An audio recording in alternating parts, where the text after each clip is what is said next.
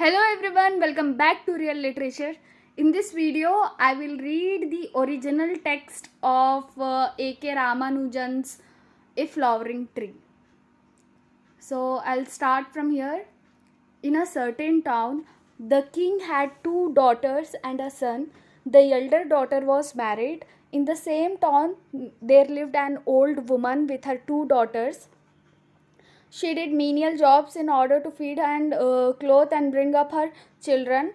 When the girls reached puberty, the younger sister said one day, "Sister, I've been thinking of something. It's hard on mother to work all day for our sakes. I want to help her.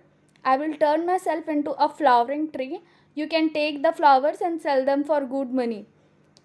Amazed, the older sister asked, "How will you turn into a flowering tree?" "I will explain later. You first sweep and wash the entire house, then take a bath, go to the well, and bring two pitchers full of water," said the younger sister. The older sister listened to her carefully, swept and wiped and cleaned, took a bath and brought two pitchers of water without touching them with her fingernails. Right in front of their house stood a tall tree. The sister swept and wiped the ground under it too. Both girls then went there, and the younger one said, "Sister, I will sit under this tree and meditate. Then you pour the water from this pitcher all over my body. I will turn into a flowering tree. Then you pluck as many flowers as you want, but do it without breaking a sprout or tearing a leaf." So this was the main condition. When you are done, pour the water from the other pitcher over me, and I will become a person again. The younger sister sat down and thought of the Lord. The older one poured water from the first pitcher all over her sister at once. Her sister changed into a great big tree that seemed to stretch from earth to heaven. The older sister plucked the flowers carefully without hurting a stalk or a sprout or a leaf. After she had enough to fill a basket or two, she emptied the second pitcher of water over the tree, and the tree became a human being again. And the younger sister stood in its place. She shook the water from her hair and stood up. They both gathered the flowers in basket and brought them home. The flowers had a wonderful fragrance. They wove them into garlands. And where shall I sell them?" asked the elder sister. "Sister, why not take all of them to the king's palace? They will pay well.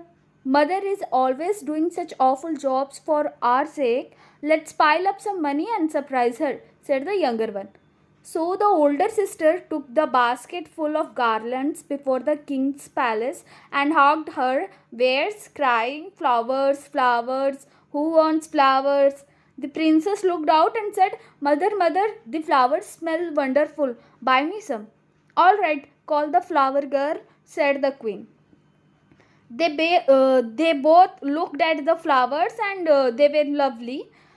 The queen asked, "How much do you want for these?" "We are poor people. Give us whatever you wish," said the older sister. They gave her a handful of coins and bought all the garlands. When the older sister came home with the money, the younger one said, Sister, don't tell the mother. Hide it. Don't tell anyone." They sold flowers like this for 5 days, and they had 5 handfuls of coins. "Shall we show these to mother?" asked one. No, she will get angry and beat us," said the other. The two girls were eager to make money. One day the king's son saw the flowers. They smelled wonderful. He had never seen such a flowers anywhere. "What flowers are these? Where do they grow? On what kind of tree? Who brings them to the palace?" he wondered. He watched the girls who brought the flowers, and one day he followed her home to the old woman's house, but he couldn't find a single flowering tree anywhere. He was quite intrigued. On his way home, he tired himself out thinking, where on earth do they get such flowers?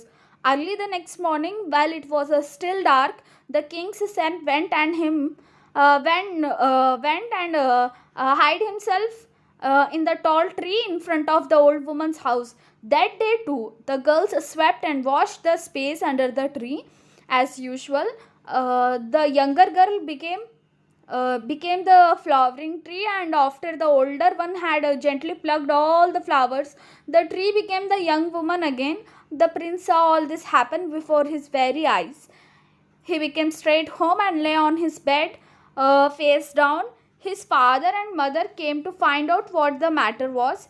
He didn't speak a word. The minister's son, his friend, came and asked him what happened. Did anyone say anything that hurt you? What do you want? You can tell me. Then the prince told him bit by bit about the girl turning into a flowering tree. Is that all? Said the minister's son, and reported it all to the king. The king called the minister. The king called the minister and sent for the old woman. She arrived shaking with fear. She was dressed in old clothes and stood near the door. After much persuasion, she sat down. The king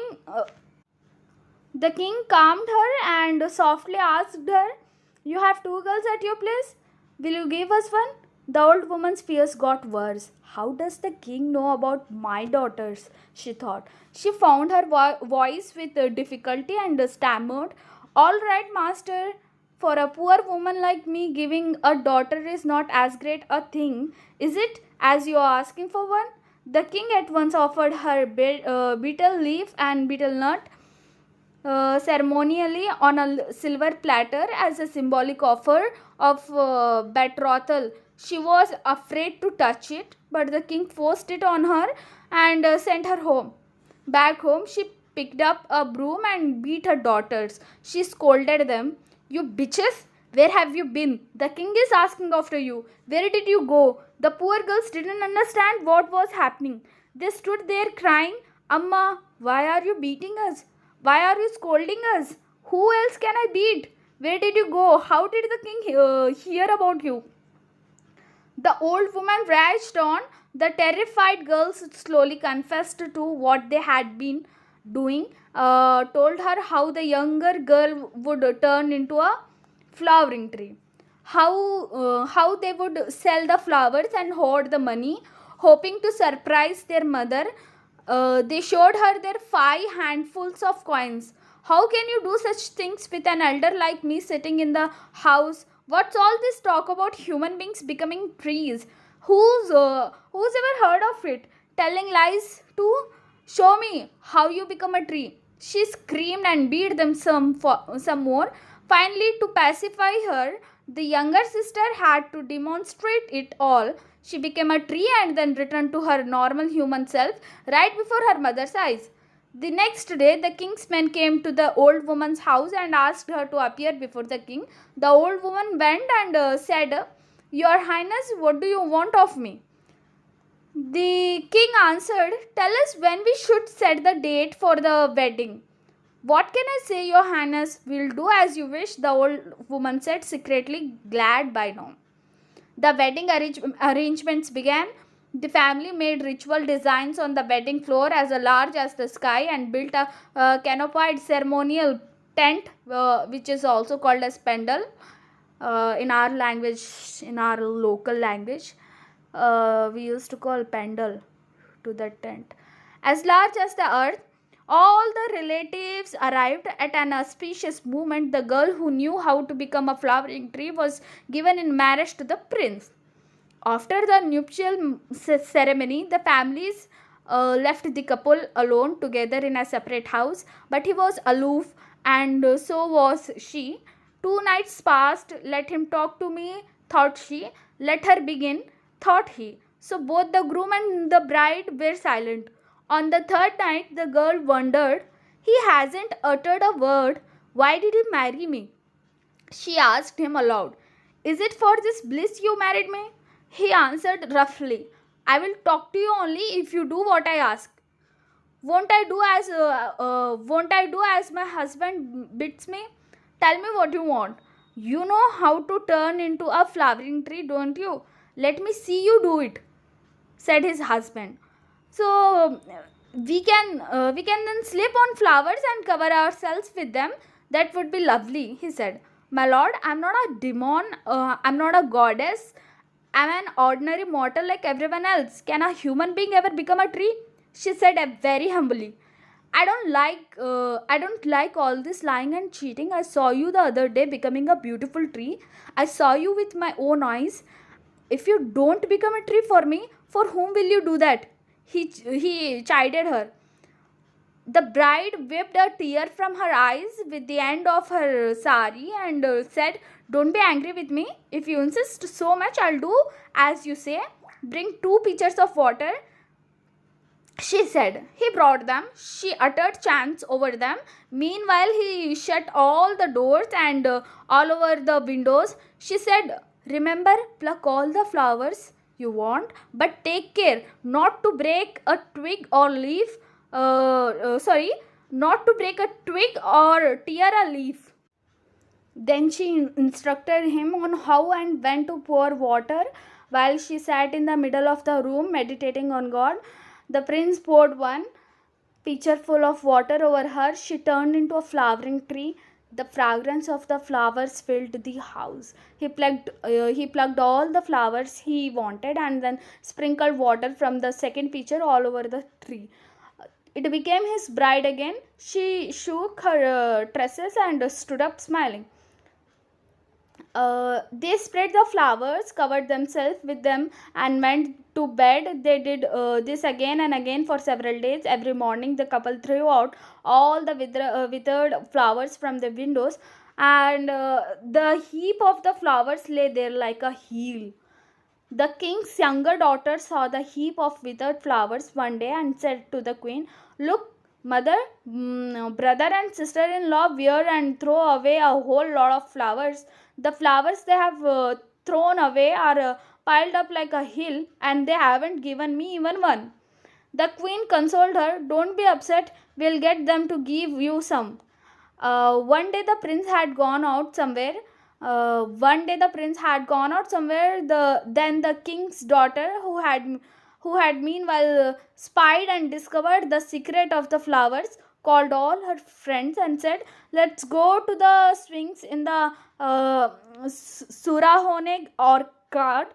We will take my sister-in-law. She will turn into a flowering tree. If you all come, I'll give you flowers that smell wonderful.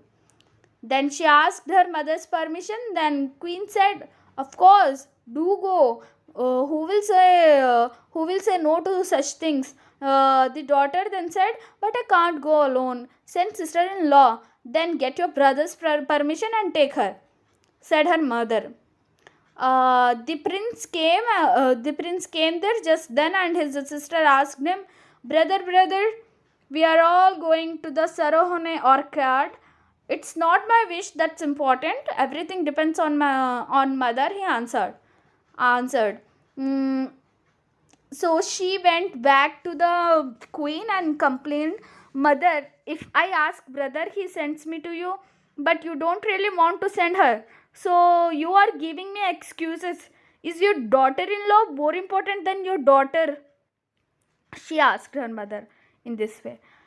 And the queen rebuked her, saying, don't be rude. All right, take your sister-in-law with you. Take care of her and bring her back safely by evening. Reluctantly, the queen sent her daughter-in-law with the girls. Everyone went to the Sarahone orchard. They tied their swings to a big tree. Everyone was merrily playing on the swings. Abruptly, the king's daughter stopped all the games. Brought everyone down from the swings and accosted her brother's sister-in-law. You can become a flowering tree, can't you? Look, here she said, look, no one here has any flowers for her hair. The sister-in-law replied angrily, who told you such nonsense? Am I not another human being like you? Don't talk such crazy stuff. The king's daughter taunted her. Oh, I know all about you. My friends have no flowers to wear. I asked my sister-in-law to become a tree and give us some flowers. And look how coy she acts. You don't want to become a tree for us? Do you do that only for your lovers? Chee, you're awful. My coming here was a mistake, said the sister-in-law sadly, and she agreed to become a tree. She sent for 2 pitchers of water, uttered chants over them, instructed the girls on how and when to pour the water, and sat down to meditate. The silly girls didn't listen carefully. They poured the water on her indifferently. Here and there, she turned into a tree, but only half a tree. It was already evening and it began to rain with thunder and lightning. In their greed to get the flowers, they tore up the sprouts and broke the branches. They were in a hurry to get home, so they poured the second pitcher of water at random and ran away. When the princess changed from a tree to a person again, she had no hands and feet. She had only half a body. She was a wounded carcass. Somehow, in that flurry of rainwater, she crawled and floated into a gutter. There she got stuck in turning, a long way off from home. Next morning, 7 or 8 cotton wagons were coming that way, and a driver spotted a half human thing groaning in the gutter. The first cart driver said, See what that noise is about. The second one said, Hey, let's get going. It might be the wind, or it may be some ghost. Who knows? But the last cart driver stopped his cart and took a look. There lay a shapeless mass, a body. Only the face was beautiful. Woman's face. She wasn't wearing a thing. Ayyo, some poor woman, he said in sorrow, and threw his turban cloth over her and carried her to his cart, paying no heed to the dirty banter of his fellows. Soon they came to a town. They stopped their carts there and lowered the things onto a ruined pavilion. Before they drove on, the cart driver said, Somebody may find you and feed you. You will survive. Then they drove on. When the king's daughter came home alone, the queen asked her, Where is your sister-in-law? What will your brother say? The girl answered casually, Who knows? Didn't we all find our own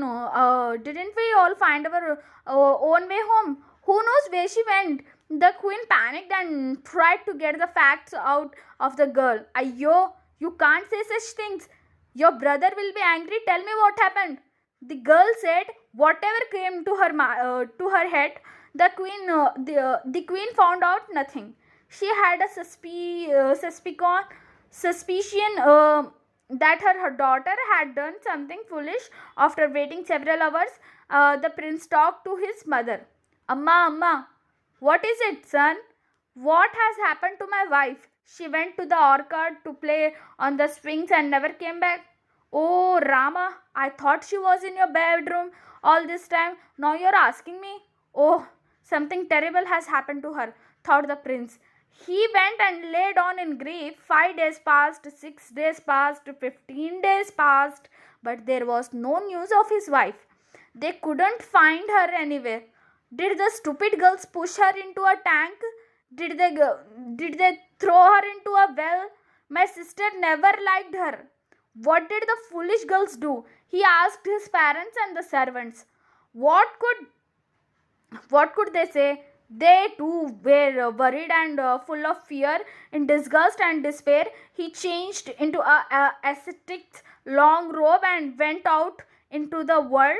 He just walked and not caring where he went. Meanwhile, the girl who was now a thing somehow reached the town into which her husband's elder sister had been given in marriage. Every time the palace servants and maids passed that way to fetch water, they used to see her, and they would say to each other, She glows like a king's daughter. Then one of them couldn't stand it any longer and decided to tell the queen. Amma, she looks very much like your younger brother's wife. Look through the seeing glass and see for yourself. The queen looked, and the face did seem strangely familiar. One of the maids suggested, Amma, can I bring her to the palace? Shall I? The queen foo-fooed it. We will have to serve her and feed her, forget it. So the next day, again the maids mumbled and moaned, she's very lovely. She will be like a lamp in the palace. Can't we bring her here? Can't we bring her here? All right. Bring her if you wish, but you will have to take care of her without neglecting palace work, ordered the queen. They agreed and brought the thing to the palace. They bathed her in oils, dressed her well, and sat her down at the palace door. Every day they applied medicines to her wounds and made her well, but they could not make her whole. She had only half a body. Now the prince wandered through many lands and at last reached the gates of his sister's palace. He looked like a crazy person. His beard and whiskers were wild. When the maids were fetching and carrying water, they saw him. They went back to the queen in the palace and said, Amma, someone is sitting outside the gate and he looks very much like your brother. Look through the seeing glass and see. Grumbling indifferently, the queen went to the terrace and looked through the seeing glass. She was surprised. Yes, he does look remarkably like my brother. What's happened to him? What happened to him? Has he become a wandering ascetic? Impossible, she thought. She sent her maids down to bring him in. They said to him, the queen wants to see you. He brushed them aside. Why would she want to see me? He growled. No, sir. She really wants to see you. Please come. They insisted and finally persuaded him to come in. The queen took a good look at him and knew it was really her brother. She ordered the palace servants to heat up vats of oil and organize great vessels of steaming water for his bath. She served him and nursed him, for she knew he was her brother. She served him in new dishes each day and brought him new styles of clothing. But whatever she did, he didn't speak a word to his elder sister. He didn't even ask, who are you? Where am I? By this time, they both knew they were brother and sister. The queen wondered, why doesn't he talk to me though I treat him so royally? What could be the reason? Could it be some witches or demons' magic?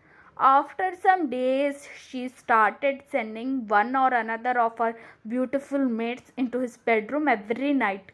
She sent 7 maids in 7 days. The maids held his hands and caressed his body and tried to rouse him from his stupor, but he didn't say a word or do a thing. Finally, the servant maids got together and dressed up the thing that sat at the palace door. With the permission of the disgusted queen, they left it on his bed. He neither looked up nor said anything. But this night it pressed and massaged his legs with its stump of an arm. It moaned strangely. He got up once and looked at it. It was sitting at his feet. He started at it for a few moments and then realized it was really his lost wife. Then he asked her what had happened. She, who had been silent all these months, suddenly broke into words. She told him whose daughter she was, whose wife, and what had happened to her. What shall we do now? He asked. What shall we do now? He asked. Nothing much. We can only try. Bring 2 pitchers of water without touching them with your fingernails, she replied. That night he brought her 2 pitchers of water without anyone's knowledge. She uttered chants over them and instructed him, pour the water from this pitcher over me and I will become a tree. Wherever there is a broken branch, set it right. Wherever a leaf is torn, put it together. Then pour the water of the second pitcher. Then she sat down and meditated.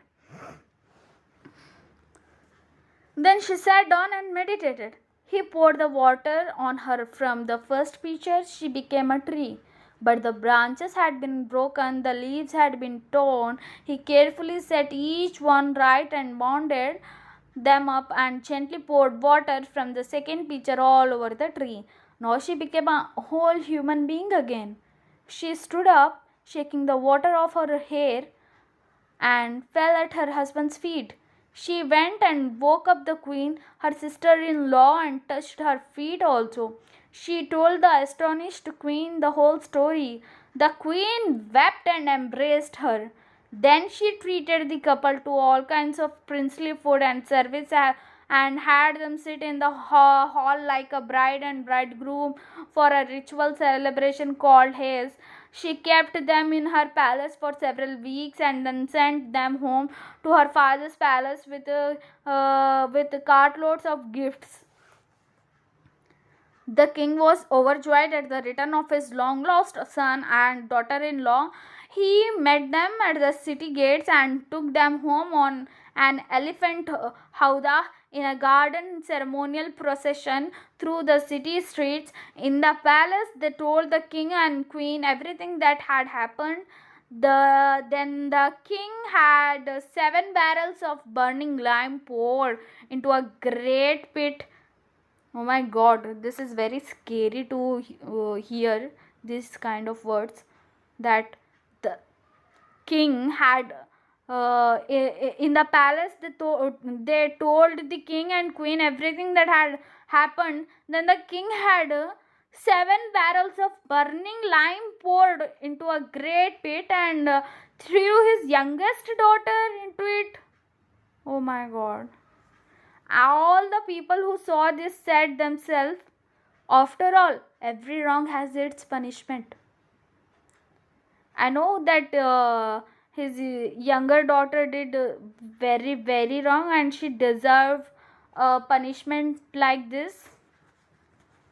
But okay, one could say many things about this story. For instance, one of its themes resonates with our present concerns with ecology and conversations. Each time the younger daughter becomes a tree, she begs the person who is with her to treat her gently and not to pluck anything more than the flowers. Indeed, we were told by our mothers when we were children not to point to growing plants in the garden with our sharp fingernails, but only with our knuckles. Our fingernails might scratch the growing ends. Poems like the following in so where I was. Indeed, yes. Indeed, we were told by our mothers when we were children not to point to growing plants in the garden, which our sharp fingernails, but only with our knuckles. So this prose ends here, which is written by A.K. Ramanujan, Attipate Krishna Swami Ramanujan, also known as A.K. Ramanujan. And A.K. Ramanujan was a scholar of Indian literature who wrote in both English and Kannada. Ramanujan was a Indian poet, scholar and author, a physiologist, folklorist, translator, poet and playwright. His academic research ranged across 5 languages, which are Tamil, Kannada, Telugu, Sanskrit and English. He published works on both classical and modern variants of these literature and also argued strongly for giving local non-standard dialects their due. So A.K. Ramanujan, he was born into an Iyengar, which means Brahmin family in Mysore city on 16th of March 1929. His father, Atipat Asuri Krishnaswamy, a professor of mathematics at Mysore University and an astronomer, had a study crammed with books in English, Kannada, and Sanskrit. The house was alive with ideas. On summer nights, the children gathered on the third floor terrace while their father pointed out and explained the constellations. Sometimes at dinner, the children listened intently as their father translated for their mother the stories of Shakespeare and other Western classic into Tamil. Ramanujan's mother was an orthodox Brahmin woman of her time, limited by custom in the scope of her movement and control. In this way, a typical housewife. Though she was no intellectual practitioner, she was neither typical nor limited in her learning and imagination. She was widely read in Tamil and Kannada and comfortable in the world of ideas. His poetry is known for its thematic and formal engagement with modernist transnationalism, issues such as hybridity and transculturation figure prominently in such collections as Second Sight, which was published in 1986, Selected Poems 1976, and The Striders, which was published in 1966. The collected poems of A.K. Ramanujan was published in 1995, received a Sahitya Academy Award after the author's death. As a scholar, Ramanujan contributed to a range of disciplines including linguistics and cultural studies. His essay, Is There an Indian Way of Thinking?, proposed a notion of context-sensitive thinking based in complex situational understandings of identity that differed significantly from Western thought, and its emphasis on universal concepts and structures. Context sensitive thinking influenced Ramanujan as a folklorist as well. His work of scholarship include A Flowering Tree and Other Oral Tales from India, which was published in 1997, Folktales from India, a selection of oral tales from 22 languages, which was published in 1991, and The Interior Landscape, Love Poems from a Classical Tamil Anthology, which was published in 1967. For much of his career, Ramanujan taught at the University of Chicago, where he helped develop the South Asian Studies program. In 1976, the Indian government honored him with the title of Padma Shri, the fourth highest civilian award in the country. In Indian country, Ramanujan also received a MacArthur Fellowship, the South Asia Council of the Association for Asian Studies Awards, the A.K. Ramanujan Book Prize for Translation in honor of his contributions to the field. Ramanujan's critical work in Indian folklore and translations of Indian classical literature are highly regarded around the world and taught in colleges in India and the US. His essays such as Is There an Indian Way of Thinking?, take theoretical approaches from linguistics in better understanding cultures, religious influences and ways of thinking via context-sensitive approach. Ramanujan is considered to be one of the cornerstones of Indo-American poetry, with his poems being an exploration and testament of immigrant life along with the reminiscence and preservations of his Indian culture. In 1976, the government of India honored Ramanujan with the prestigious Padma Shri, one of its highest. I'll say it again. One of its highest civilian award for his significant contribution to Indian literature and linguistics. In 1983, he was awarded the MacArthur Prize Fellowship. Ramanujan was Ramanujan, the great Indian, he wrote many works. In his teenage years, Ramanujan wanted to be a magician, and very often he would try his skills at magic tricks. He was educated at Mari Mallappa High School and Maharaja College of Mysore. In his first year, Ramanujan majored in science but later changed to English. He also got a graduate diploma in theoretical linguistics. He was also a fellow of Deccan College at Pune in 1958 to means he continued 1958 to 1959. Ramanujan taught at various colleges in South India but mainly in Belgaum in 1950s. In 1958, he went to the United States for his PhD in linguistics at Indian University. In 1962, Ramanujan was appointed to the University of Chicago, where he remained for about 30 years, which is a very long period.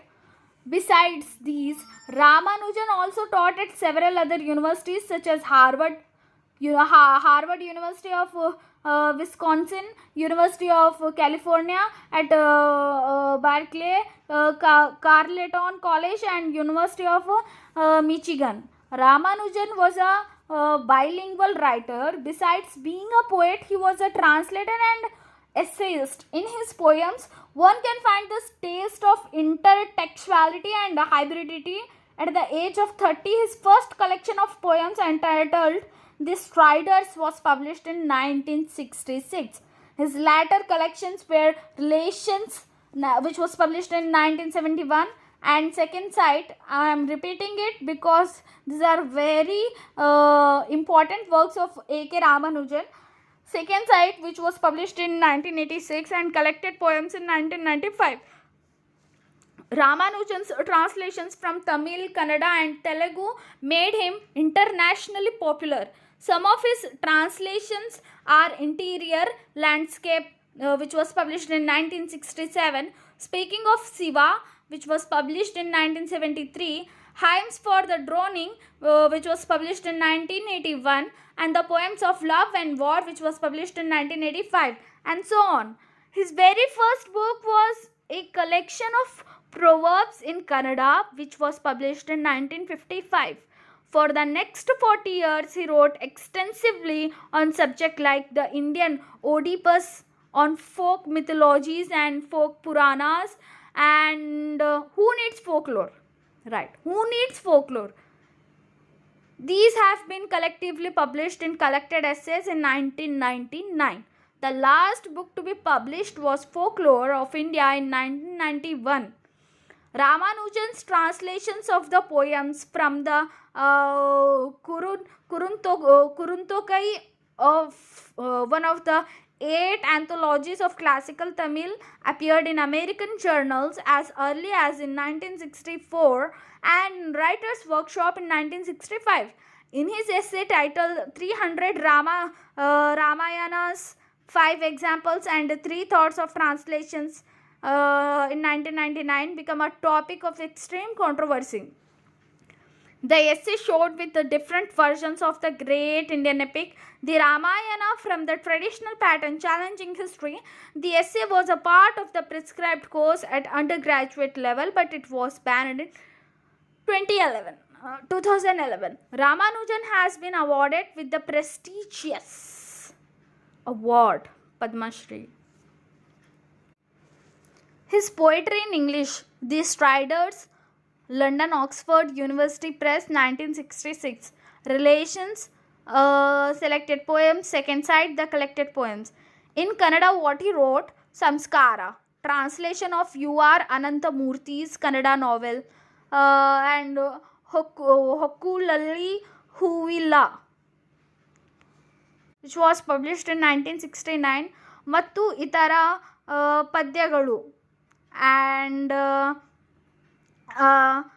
Kunto Bille, Mattobbana Atmacharitre, Haladi Meenu, and A.K. Ramanujan Samagra, A.K. Ramanujan Avara Ayada Kavitegalu, A.K. Ramanujan Avara ಆಯದ ಬರಹಗಳು.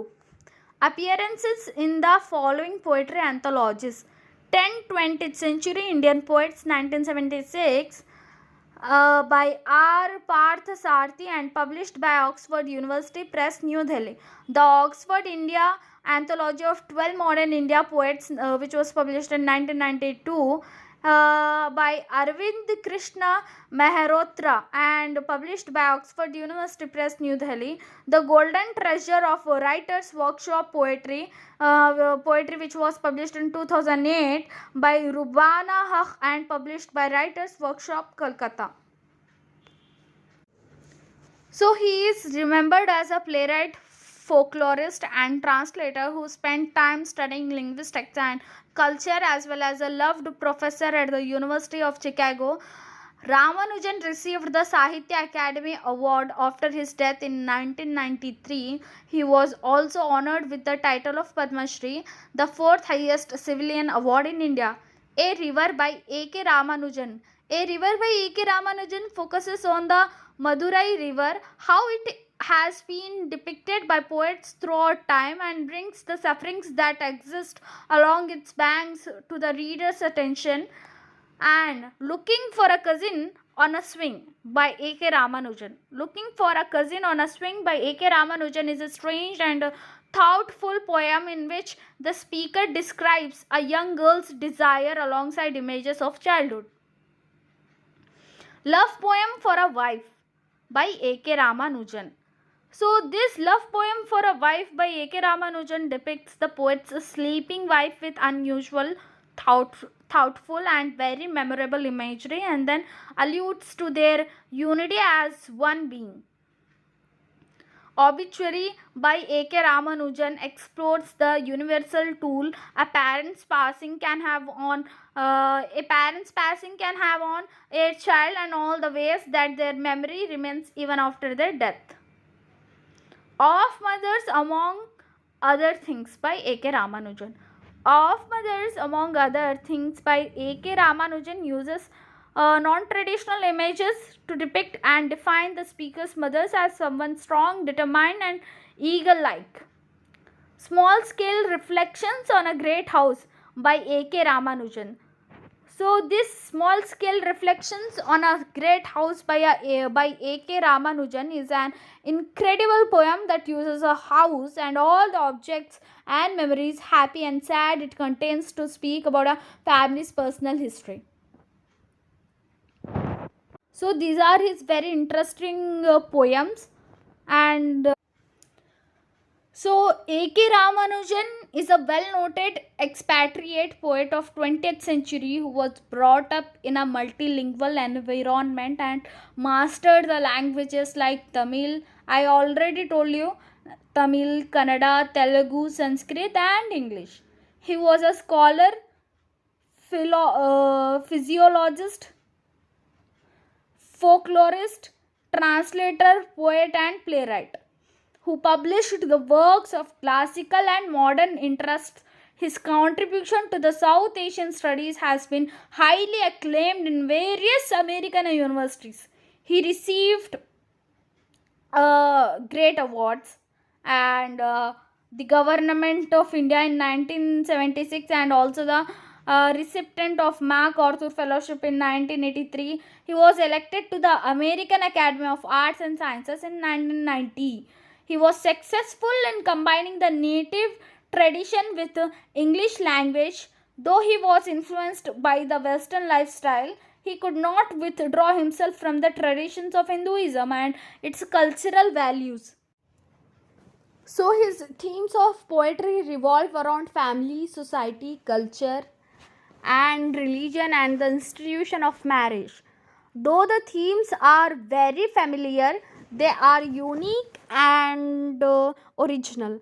Indianness in his work not only shows his love for his past but also his sense of belonging to the motherland. Memories of his past keep his relationship with India alive. This awareness and sense of belongingness to his motherland assures him to the emotional stability which makes him to connect the past with the present. His poetry is mainly in three languages: like English, Tamil, and Kannada. Majority of his poems are autobiographical in nature, in which he dwells on the childhood memories and experience of his life led in India. He is not only influenced by the Hindu heritage during his stay in his motherland, but also equally influenced by Western life and culture of America. Ramanujan's Ramanujan's A River defines the vital function of the genuine poetry in the society. He regrets against the new poets who are deaf to the suffering of the human situation. In his view, they simply imitate their ancient poets in glorifying the past. T.S. Eliot is also of the same opinion. They simply they simply imitate their ancient poets in glorifying the past. Yes, T.S. Eliot is also the same of opinion, who says that novelty is better than repetition. Poetry is something which cannot be inherited or handed down. It is achieved by hard labor, by sifting the good from the bad. Poets' individuality and greatness are steeped in his or her awareness of the tradition. Ramanujan's poetry is marked by the amalgamation of the tradition and modernity, especially in his image of family. The family for Ramanujan is one of the central metaphors with which he thinks, says that noted Indo-Anglian poet Partha Sarthi in 1908. There is an organic relation between Ramanujan's images and his family, as is evident in his property. The family seems to give a philosophical sustenance and a necessary sense of security needed for an exiled joint family, and its intricate relations figure in Ramanujan's poetry. One can observe the confessional note in the poems about close relations, mother, father, grandfather, wife, and children. Though there is a humor and irony in this poetry, one can find the aesthetic validity from this ironic stance. The present paper makes an attempt to critically analyze the realism in A.K. Ramanujan's selected poems.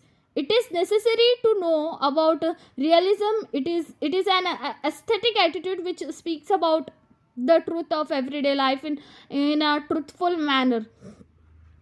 Though classicism, realism, and romanticism resembles one another in dealing with the outside world, it is especially the realism which shows the world as it is and gives importance to accuracy and rejects idealizing the conventions. The poems under study are prayers to Murugan, elements of composition, a river, small scale reflections in a great house, love poem to a wife, I and obituary. Prayers to Murugan describes Murugan as the ancient Dravidian god of fertility, joy, youth, beauty, war, and love.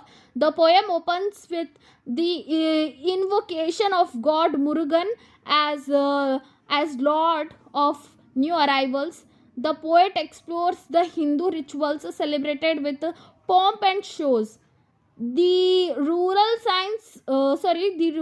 scenes of cockfighting, women dancing, and welcoming the men with garlands speak about the poet's love for Indian culture. For Indian culture, chariot wheels signify the unending process of life cycle which has friends and foes. The poet offers a series of prayers taking from different situations.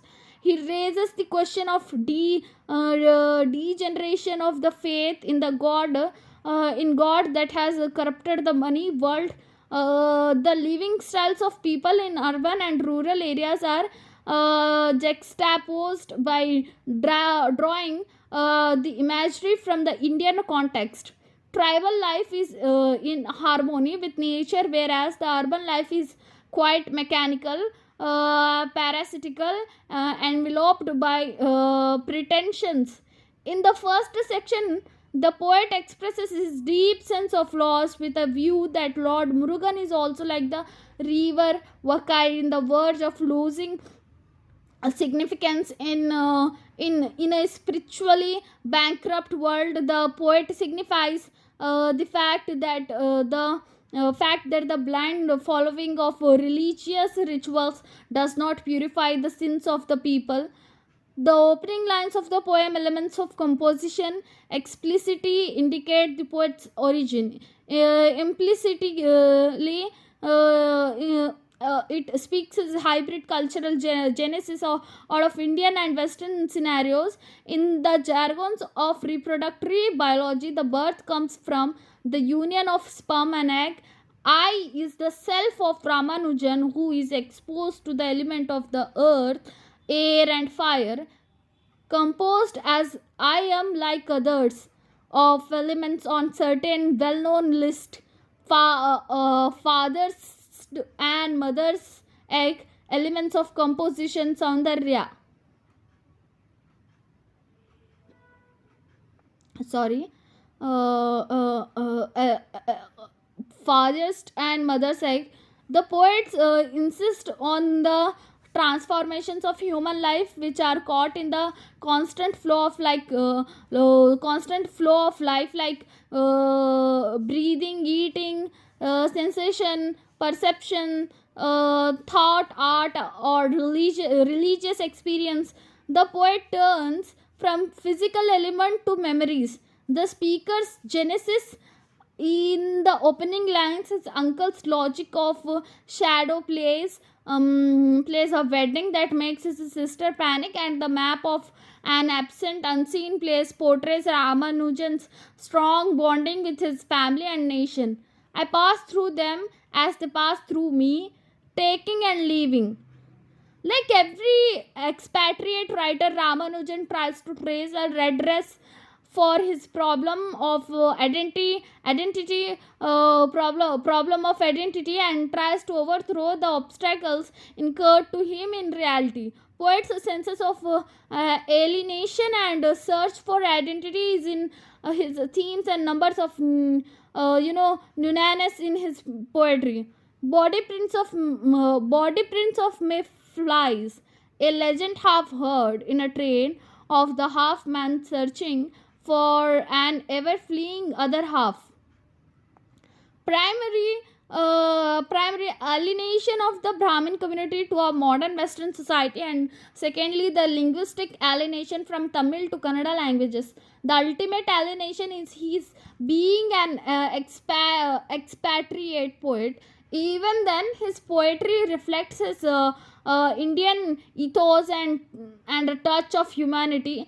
The pathetic suffering of the leprous man of Madurai is shown in the poem. Pillars and skeleton indicate the deformed postures of lepers and the way their bodies are reduced to skeleton and pillars. The gods and goddesses are deaf to the sympathetic situation of the deceased and as blind as stone-eyed. The poem opens with composition and closes with decomposition. According to the Hindu religion, the elements of composition of the planet are 5, namely Panchabhuta, the earth, the fire, the wind, the water, and the sky. Another list of elements like gold, magnesium, carbon, and calcium symbolize the existence of human life. Gold signifies the property. The mention of metals like magnesium, calcium, and gold shows the poet's insight in connecting them with human dynamics. Compounds of magnesium are used in manufacturing paper, fireworks, antiseptic medicines, cell phones, laptops, and cameras. Photographers is an important image in love poem for a wife. Gold is not only a metal of prosperity which reflects Hindu religion, but also an element widely used in electronics, computers, and drugs,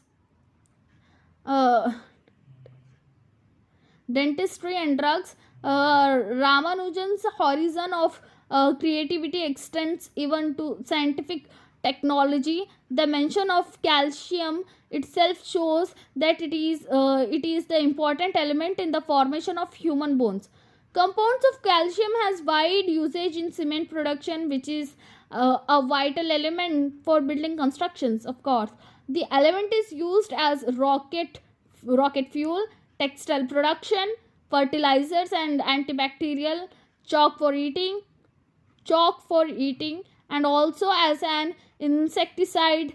In this way the metallic and non-metallic elements reflect the modernistic and realistic aspects in Ramanujan's poetry. The dynamics of life with its hopes and dreams is a beautiful thought of the poet. Concrete objects of nature like Stonehenge and cherry tree are constant elements of nature when compared to human vision that eyes can see. The physical eyes enjoy the beauty of the nature or a great work of art by constantly moving them. The poet remembers about the images of kings and kings and cats created by the shadow play of his uncle. Transformation of shadows with uh, 11 twisting 11 fingers is a crazy art. The poet means to say that the kind of friendship and courtship present between human beings and animals is inseparable. Add uncle's 11 fingers making shadow plays of rajas and cats hissing. The panic situation of a woman before getting married seems to predict the uncertainty and dilemma in a lady before her wedlock. The poet visualized the fear of an impending tragedy just before the wedding. Becoming fingers again, the look of panic on sister's face an hour before. The poem is about the different forms of nature in which the elements are integrated and disintegrated with reference to time. Ramanujan's ability for capturing and absorbing the true nature of himself is at two levels. One is diasporic and the other is native. He dwells on the amalgamation which has become his personality. In the introductory note on Ramanujan in 10th-20th century Indian poets R. Parthasarathi says that A River is a poem that explores the cold attitude of the old and the new poets of the suffering of the people. Though the poem does not focus on the theme of family, it reveals the misery of human conditions on account of the natural disasters. The poem is the outcome of his memory of the river Wakai at the time of floods. He regrets at the contemporary poets who fail to understand and poetic possibilities in human pathetic situations.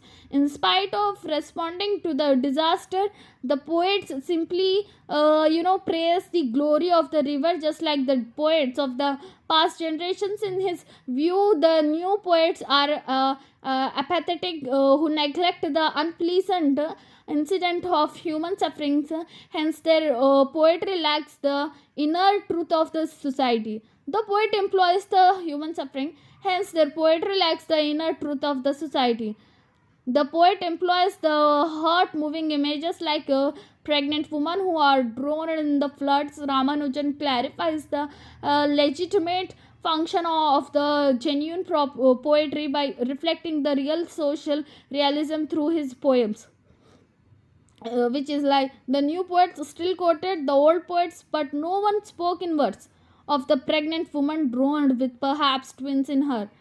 The poem throws light on the dark side of the river, namely the destruction and the disaster it causes to the lives during floods.